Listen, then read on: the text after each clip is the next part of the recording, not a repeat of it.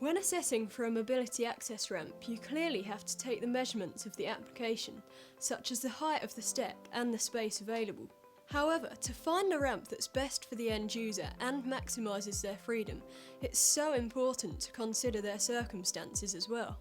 Once you've completed the initial assessment and taken measurements, the next three considerations are: number 1, what mobility device is being used? Number 2, what is the combined weight of the passenger, the device and the assistant? Number 3, is user independence required, and if not, who will be lifting and deploying the ramp? So firstly, what mobility device is being used? If it's a 3-wheel scooter, or a walking frame, or a wheelchair with offset wheels, a full width ramp is going to be a much better solution than a pair of channel ramps.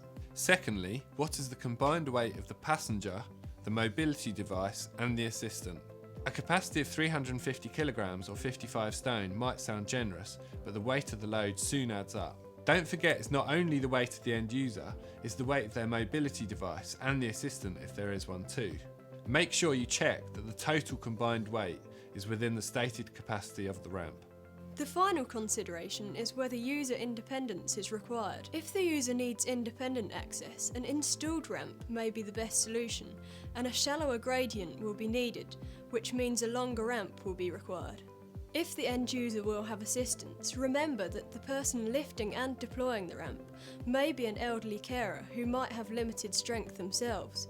If the weight of the ramp is going to be an issue, it may be best to consider an installed ramp or a pair of channel ramps so that only one half of the ramp needs to be lifted at a time.